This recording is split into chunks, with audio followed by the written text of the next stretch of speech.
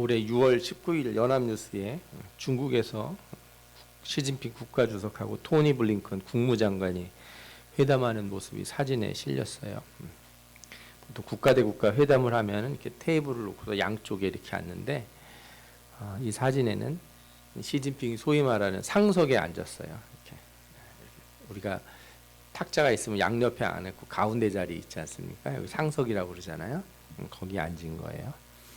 신문 기사에 뭐라고 났냐면은 미중 관계의 심각한 갈등 상황에서 미국에 당당하게 대응하고 물러서지 않는 암묵적 메시지를 미국과 자국민에게 보낸 것으로 보인다. 이렇게 코멘트가 있어요. 자리가 의도를 보여주는 거죠. 내가 어느 자리에 앉았는지가 어떤 의도를 가지고 있다는 걸 보여주는 거예요. 개인적으로도 정부 일할 때 보면은 행사를 하잖아요. 그러면 자리 배치하는데 그렇게 시간을 많이 써요. 어느 자리에 앉는지가 그렇게 중요해요. 앞줄에 앉냐, 두 번째 줄에 앉냐, 세 번째 줄에 앉냐. 두 번째 줄에 앉아도 예를 들어서 뭐 이제 VIP라고 그러거든요. 대통령이 이제 앞줄에 앉으면은 그 뒷자리에는 누가 앉을 건지, 카메라를 찍을 때 사진 앵글에 들어오는 자리 안에는 누가 앉을 건지, 이거 엄청 중요합니다. 그거 제대로 안 했다가는 큰 화를 당할 수가 있어요. 하다못해 회사에서 회식 자리 할 때도 어느 자리에 앉는지 가지고 참 뭐 말이 많아요. 저는 그런 거 보면서 그때는 잘 몰랐어요. 뭐 별걸 가지고 다들 이렇게 신경을 쓰나. 저는 귀퉁이에서 이렇게 앉아서 있으면 되지. 뭐 그 앞에 나서서 그걸 하려고 하나 그랬는데 살다 보니까 왜 그런 자리에 앉으려고 하는지 알 것 같더라고요. 자리는 곧 그 사람의 지위고 영향력이에요. 좋은 자리에 앉는다는 건 영향력이 있다는 거고, 그래서 그 자리에 앉았다는 거는 자기가 얼마나 존중받고 있는지를 보여주는 거죠. 또한 자리라고 하는 거는 관계를 보여줘요. 그래서 내가 앉은 자리가 내 태도를 결정합니다. 내가 다리를 꼬고 있을 수 있는지, 그죠? 예. 아니면은 뭐 이렇게 딴전을 피울 수 있는 자리인지, 사람들이 나한테서 인사를 하고 갈 자리인지, 아니면 내가 일어나서 인사를 할 자리인지, 자리라고 하는 게 관계의 기울기를 다 보여주는 거거든요. 오늘 말씀에 바리새인 지도자 집에 가서 식사를 하는데 사람들이 높은 자리에 앉으려고 막 애를 쓰는 거예요. 그걸 보고서 예수님이 말씀하셨어요. 청함을 받을 때 높은 자리에 앉지 마라. 그러다가 부끄러운 일을 당하는 수가 있다. 이렇게 얘기를 하셨어요. 오늘 본문의 메시지는요, 비유가 아니에요. 메시지는 그냥 정확하게 얘기하신 거예요. 그러니까 무슨 오해나 해석 같은 거 하실 필요가 없어요. 좋은 자리에 앉으려고 하지 말고 끝에 자리 가서 앉으시라 이거예요. 아멘. 특히나 다른 사람이 나를 좋은 자리로 안내해줄 때 거기 가서 앉아야지, 내가 가서 내가 먼저 나서서 내가 누군지를 아냐, 어떻게 사람을 갖다가 무시하고 말이야 나를 이런 자리에 앉게 하냐, 이렇게 얘기하지 말라는 거죠. 남들이 날 높여줄 때 영광이 있는 거지, 스스로 높아지려고 하다가 밑으로 내려가면은 그것처럼 망신스러운 게 또 없는 거죠. 요즘은 남이 나를 뭐라고 생각하든지 자기 자신을 먼저 생각하라 이런 말을 하는 시대예요. 남이 말이나 평가 신경 쓰지 말고 본인들 하고 싶은 거를 해라. 뭐 틀린 말은 아니죠. 근데 여러분 여기에 주의할 게 있습니다. 자존심과 자존심하고 자존감을 좀 구분해야 돼요. 내가 사람들 앞에서 남이 뭐라든 난 여기 앉아야겠어. 당신들이 나를 뭐라고 생각하든 나는 대단한 사람이야. 이렇게 하는 게 자존심이 되면 안 되고요. 자존감이 돼야죠. 자존심이 너무 세면요, 남의 말을 이렇게 오해하기가 쉽습니다. 조그만 충고도 못 들어요. 그래서 충돌이 나기가 쉬워요. 사람들이 나보고 여기 앉으세요 그러면 네가 뭔데 왜 나를 여기 앉혀? 막 이런 생각이 머릿속에서 막 드는 거예요. 이게 남이 무슨 말을 하더라도 좋은 뜻으로 해석이 안 되고 자꾸 나쁜 뜻으로 듣게 되죠. 자존감이라고 하는 것도 자존심처럼 자신을 중요하게 생각하지만, 자존심은 다른 사람들과의 어떤 경쟁 관계에서 생기는 거라면 자존감이라고 하는 거는 나 스스로 품위를 지키는 거예요. 나 스스로의 품위. 나를 긍정하는 거죠. 내가 경쟁해서 이기려고 나를 대단하게 생각하는 게 아니고 나는 어떤 면에서 보든지 나는 괜찮은 사람이다. 이렇게 생각하라는 거예요.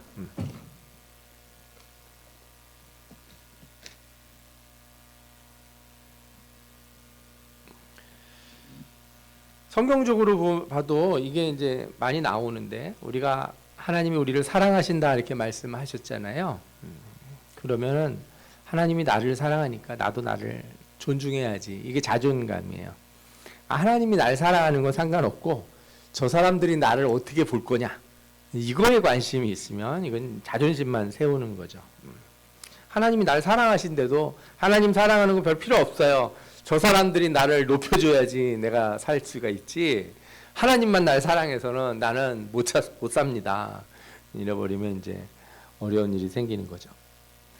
성경에 우리가 사울과 다윗을 볼 때 이 두 가지를 참 잘 보여줘요. 사울은 하나님이 아말렉을 이렇게 멸하라고 명령을 하셨어요. 그런데 가서 전리품들을 나눠 갖도록 허락을 합니다. 왜냐하면 당시에는요 군대가 따로 있었던 게 아니고 누가 쳐들어오면 각 지파한테 연락을 해서 사람들이 자기네 집에서 곡괭이, 뭐 몽둥이 이런 거 들고 와가지고 싸움을 하는 거예요. 전쟁이 끝나면 승리하면은 전리품을 나눠줘야 되는 거죠. 집 비워놓고 와서 죽을 수도 있으니까, 그죠? 그래서 승리를 하게 되면 그 전리품을 갖다가 다 나눠줘야 되는 거예요. 그런데 이 싸움은 하나님이 아무것도 가지고 가지 말라고 하는 싸움이었어요. 사울은 사람들을 불러놓고 빈손으로 보내니까 이게 어때요? 좀 체면이 안 쓰는 거예요. 체면이. 네. 그죠? 우리도 교회 손님들 오셨을 때 뭐라도 대접 못하고 그냥 우리 별로 없습니다.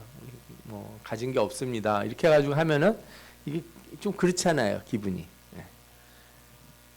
근데 이게 아니라 하나님이 완전히 가져가지 말라고 그랬는데 사울은 자기 체면을 생각해서 사람들한테 좋은 거 좀 가져가라. 자기도 좀 챙겨놓고 하나님 앞에 드릴 거다. 이렇게 변명거리도 만들어놨어요. 사무엘이 와서 화를 내죠. 그때 어떻게 했어야 돼요? 무릎 꿇고 회개해야 되는데 사무엘이 돌아가려고 하자 자기 위신을 생각해서 제사를 드려달라고 그래요. 사울이 이르되 내가 범죄하였을지라도 내 백성의 장로들 앞과 이스라엘 앞에서 나를 높이사 나와 함께 돌아가서 당신의 하나님 여호와께 경배하게 하소서. 뭐라고 해요? 사람들 앞에서 내 위신 좀 세워달라 이렇게 얘기했어요. 회개하는 것보다 자기 위신, 자기 체면, 자기 자존심 이게 훨씬 중요하게 생각한 사람이에요. 사울이 신앙이 망가진 첫 번째가 뭐냐? 바로 거기에 있어요. 반면에 다윗은 어땠냐? 자기 실수로다가 제사장 85명과 그의 가족들이 죽는 일이 생겼습니다. 그 사건 속에서 죽임을 당한 제사장 아히멜렉의 아들 아비아달이 다윗에게 도망쳐 와서 그 상황을 얘기해줘요. 그랬더니 다윗이 뭐라고 그래요? 다윗이 아비아달에게 이르되 그날에 에돔 사람 도액이 거기 있기로 그가 반드시 사울에게 말할 줄 내가 알았노라. 내 아버지 집에 모든 사람 죽은 것이 나의 탓이로다. 성경에서 왕이 자기 입으로 내 탓이다 이렇게 얘기하는 게 저는 이게 유일한 것 같아요. 자기 잘못을 솔직히 인정한 거예요. 자존심 내려놓고서 인정하는 게 아니에요. 이게 좀 다른 거예요, 여러분. 그래놓고 뭐라고 그러냐면 두려워하지 말고 내게 있으라. 내 생명을 찾는 자가 내 생명도 찾는 자니 내가 나와 함께 있으면 안전하리라. 솔직히 자기 잘못을 인정한 뒤에 그래도 나하고 있는 게 너가 낫다. 하나님이 나와 함께 있어서 너를 도와주실 거고 안전하게 해주실 것이다.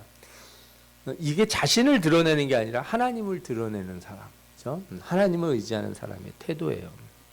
이후에 다윗의 행보를 우리가 잘 알지 않습니까? 그는 사무엘에게도 기름 부음 받았는데 왕이 되려고 이렇게 나서지 않았어요. 내가 왕인데 이런 말 안 했다고요. 사울이 죽은 다음에 유다 지파가 와서 기름을 붓죠. 그래서 유다 지파의 왕이 돼요.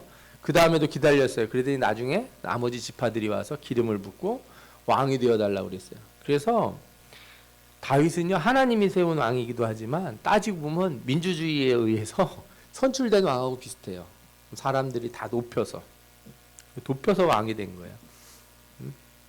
하나님이 너 내려가라고 그러는데도 끝까지 버티고, 그죠?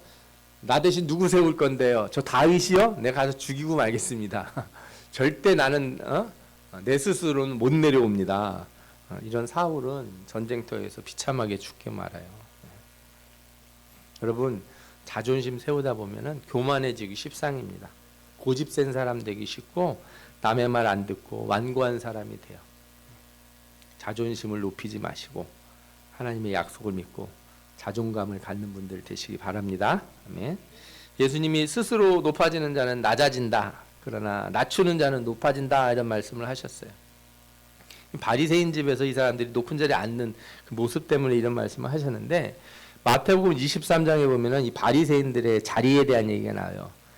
마태복음 23장 1절에서 4절을 보면은 예수께서 무리와 제자들에게 말씀하여 가라사대 서기관들과 바리새인들이 모세 자리에 앉았으니, 이렇게 나와요.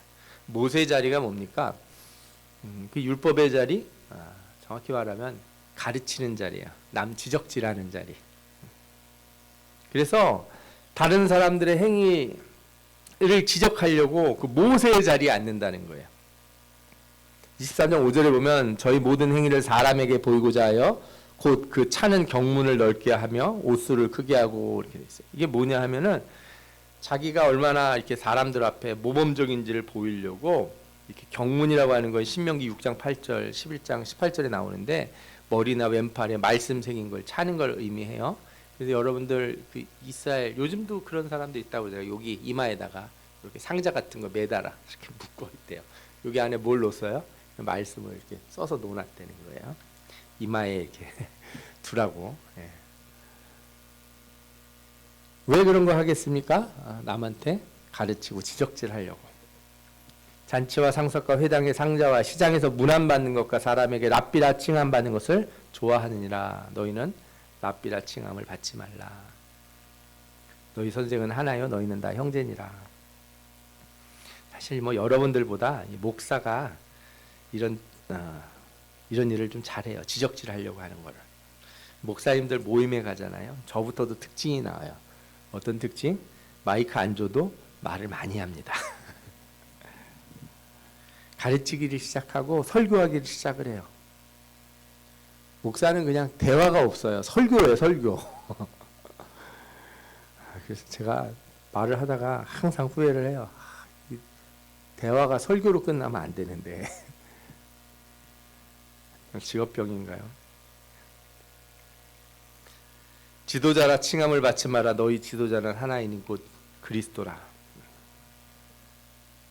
우리는 다 제자들이고 예수님이 선생님이에요. 그죠? 우리는 다 이렇게 섬기는 자들이고 우리의 섬김을 받으시는 분은 하나님 한 분이신 줄 믿습니다. 사실 원래 이렇게 참된 신앙, 참된 인격은 시간이 지날수록 영성이 높아질수록 부족함이 보여요. 우리가 기도 많이 했는데 내가 기도 많이 했더니 내가 다 안다고 막 이렇게 말하는 사람들은 아직 기도를 많이 못한 사람이에요. 내가 성경을 많이 봤더니 하면서 이렇게 말을 시작하는 사람들도 잘 모르는 사람들이라고 말할 수 있죠. 왜냐하면 많이 볼수록 잘 모르겠다, 조심스러워져요. 제가 이렇게 수요일날 성경 가리키고 그러지 않습니까? 그때 여러분들 이게 맞는 거고 이건 틀리는 겁니다. 제가 이런 말 잘 안 하거든요. 그냥 제가 공부를 해볼수록 조심스러워요. 저는 이건 아닌 것 같다. 이렇게까지밖에 표현을 하기 어려워요. 제가 확실하게 표현하는 건 하나예요. 예수 그리스도 외에 구원이 없다. 예수 외에는 구원의 길이 없다. 다른 것들은 우리가 살다 보면 어느 때는 예수 믿으면서 하나님 믿으면서 신앙을 가지고 있어서도 정말 하나님 뜻이 무엇일까 막 고민이 될 때도 있는 거예요. 세상의 일 돌아가 보는 거 보면은 정말 하나님 뜻은 무엇인가 막 이렇게 마음이 아플 때도 있어요. 자신이 교만해지려고 그러면은 자꾸 사람들 모아놓고 단체 만들고 대장하려고 그래요. 사람들 앞에만 서면 한마디라도 뭔가 교훈을 줘야 된다는 강박관념 같은 걸 갖게 된다고요. 제가 얘기 드리잖아요. 정치인들 제발 나와서 그냥 인사하고 들어가라는데 설교를 하고 들어가려고 그래요. 이분들이. 그러지 않았으면 좋겠다. 물론 남을 비판하고 가르치려 하지 말라는 것하고 당연한 권면이나 치리를 하지 말라는 거는 구별하실 줄 알아야 돼요.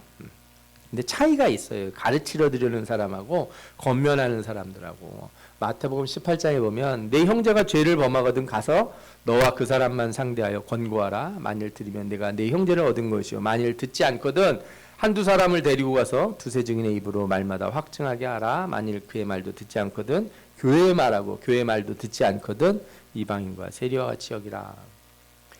이 말씀을 보면 가르치는 사람과 권면하는 사람 차이가 나오는데 가르치려 드는 사람의 특징이 뭔지 아세요? 사람들 많은 데서 말하는 거예요.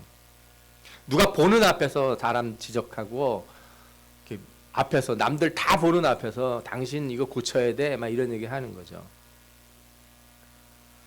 여러분들 사람들 많은 데서 여러분들 누가 지적하면 여러분들은 막 눈물 흘리고 회개하고 내가 고쳐야겠다 이런 생각하십니까? 잘 안 됩니다. 교훈에도 순서가 있는 거예요. 다른 사람들 앞에서 비판하거나 책망하지 마시고 먼저 둘이서 얘기해 보시라는 거예요. 성경에 나오죠. 너와 그 사람만 상대하여 권고하라. 아무도 모르는 데 가서 둘이 한번 얘기를 해봐라. 그래도 말 안 들으면 어떻게 하라고요? 한두 사람 더 데려가서 얘기를 하고 권면을 하라. 그래도 말 안 듣는다? 교회가 권위를 가지고 가르치게 해라. 그래도 안 되면 그때는 어쩔 수가 없다. 순서가 있는 거예요. 자기도 모르게 남 잘난 척하고 가르치려고 그러면은요, 그냥 사람들 많은데 그 사람 인격이고 뭐고 상관없이 그냥 막 말을 하게 돼요. 제가 지난주 설교할 때도 그런 얘기 드렸잖아요. 그죠? 하나됨이라고 하는 게 머리로 하는 게 아니고 마음으로 하는 거거든요. 머리에서 생각나는 걸 다 쏟아놓으면은 사람을 고치기 어렵습니다. 예수님께서는 이 극단적으로 영혼을 구하기 위한 자세가 어떻게 되냐 그럴 때 종의 자세를 갖고 권면하라는 거예요. 인자가 온 것은 섬김을 받으려 함이 아니라 도리어 섬기려 하고 자기 목숨을 많은 사람의 대속물로 주려 함이니라. 아멘. 남을 구하기 위해서 권면하는 자세는 어떤 자세여야 돼요? 종의 자세여야 돼요. 종의 자세. 우리가 자녀를 대할 때 가르칠 때도 그렇잖아요. 자녀에 대해서 내가 윗사람이니까 가르친다 그럴 때는 아이들이 잘 안 듣는 것 같아요. 우리가 어린 사람들, 나보다 작은 사람들을 가르치려고 할 때도 내가 경험이 많고 내가 아는 게 많아서 내가 너한테 가르친다 그럴 때는 잘 안 먹히더라고요. 예수님도 그렇게 가르치지 않으셨거든요. 성경 어디에도 강압과 다스림과 높아짐으로 너희들은 나를 높여야 된다. 너희들은 나를 존중해야 된다. 너희들은 나를 제일 윗자리에 앉아야 된다. 제자들이 12명이나 있는 놈들이 어떻게 잔치집에 가도 내 자리를 제일 높은 자리에 앉혀야지. 이런 얘기 하시는 거 한 번도 못 봤잖아요. 그는 언제나 모범을 보이셨고 십자가의 죽으심으로 그의 복음을 가르치셨습니다. 이것을 잊지 않는 성도 여러분들 되시기를 바랍니다. 마지막으로 오늘 말씀에는 선한 일을 할 때 자신을 드러내기 위해서 하지 말라 이렇게 얘기하셨어요. 높은 자리에 올라가려고 하는 것뿐만 아니라요. 착한 일도 자기 드러내려고 하는 일들이 많아요. 오늘 말씀의 14절에 뭐라고 나오냐면 잔치를 베풀거든 차라리 가난한 자들과 몸 불편한 자들과 저는 자들과 맹인들을 청하라 그랬어요. 이 사람들을 청하면 이 사람들이 갚을 게 없어서 내게 복이 될 것이다. 은행에서는 돈을 빌려줄 때요, 신용이라고 하는 걸 평가해서 얘가 잘 갚을 수 있을 것 같으면 이자를 싸게 주고 떼어먹을 것 같으면 어떻게 해요? 이자를 높이 받든지 아니면 안 받아줘요. 은행에서 안 받아주면은 이제 제2금융, 제3금융, 사채 뭐 이렇게 가야죠. 네. 그런데 성경에서는 뭐라 그래요? 잘 못 갚을 사람한테 선을 행하라. 너한테 잘 못해줄 것 같은 사람, 너한테 안 돌려줄 것 같은 사람.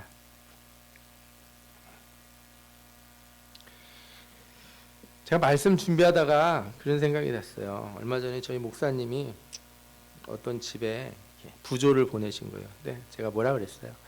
그 평생 와보지도 않고 인척관계도 없고 뭐 우리 할 때 와서 돈도 한 번 안 내줄 것 같은 사람이 뭐하러 보내냐고. 생각해 보니까 잘하신 것 같아요. 되돌려 받을 수 없는 곳에 줬으니까.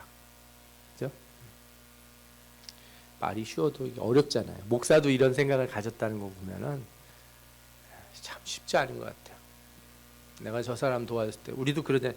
싹수가 있어야 된다고. 약간 뭘 도와주고 막 기도해주고, 그죠? 사랑해주고 그러면 뭐 변해가지고 좀 하나님 나라에 제대로 된 일도 좀 하고 신앙생활도 똑바로 하고 이젠 그 정도 했으면 남도 도와줄 줄 알고 뭐 전도도 하고 막 이렇게 될 줄 그런 사람 우리가 기도해주고 도와주고 뭐 해주고 싶은 생각이 들잖아요. 아무리 해줘도 안 바뀌고 당연한 듯 생각하고, 그죠? 그런 사람 도와주는 거 우리 다 싫어한다고요. 저런 사람들은 해줘봐야 소용이 없다. 우리 마음속에 그런 생각이 있죠. 이게 진짜 그래서 어려운 거예요. 신자가 선을 행하되 돌아오지 않을 곳에 밑빠진 독 같은데 부을 줄 아는 사랑을 해야 되는데 우리가 얼마나 계산적인지 착한 일을 하는 것도 되돌려받을 생각하고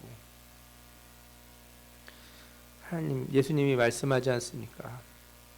또 다시 받으면 복이 안 된다. 받을 수 없는 곳에 해야 의인들의 부활 시에 내가 갚음을 받겠다. 의인들의 부활 때 그때 너희가 갚음을 받을 것이다. 여러분 선을 행할 때 우리는 이게 다 나중에 복이 될 거다 이런 생각을 하면서 하는 경우가 있어요. 헌금도 투자고 봉사도 투자라고 생각하는 거죠. 참 자본주의 논리로 신앙생활을 하고 있으니 어떻게 하면 좋습니까? 경제적 논리로 선을 행하는 사람들 언젠가 세상에서 복을 받을 것이다. 내가 안 받아도 내 자녀가 복을 받을 것이다. 하다못해 천국에 가면은 나는 개털모자 아니라 황금면류관 쓸 것이다. 왜? 착한 일 했으니까.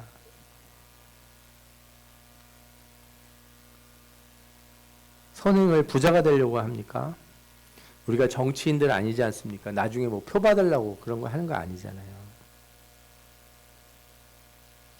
여러분 오늘 말씀 어렵지 않은 거예요. 그죠? 너무 어렵지 않아서 너무 어려워요. 너무 분명해서 행하기 어렵다는 생각이 들 정도예요. 그러나 이 말씀을 있는 그대로 받으시고 나 유익한 대로 나 좋은 대로 해석하지 말고 나가서 하나님 말씀대로 사시기 바랍니다. 스스로 높이지 말고 섬기는 사람들이 되고 사랑의 마음으로 선을 행하며 축복된 성도들 다 되시기를 축원합니다. 아멘. 기도하겠습니다. 우리 다 같이 이 시간 기도할 때 하나님